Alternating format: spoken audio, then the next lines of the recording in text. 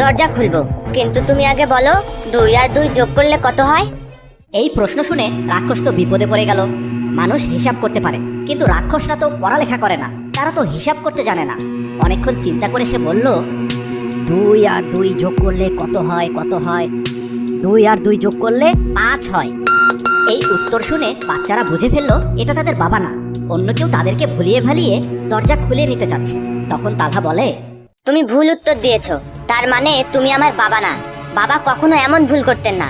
তুমি নিশ্চয়ই অন্য কেউ, আমরা দরজা খুলবো না। রাক্ষস তার বোকামির জন্য লজ্জা পেল।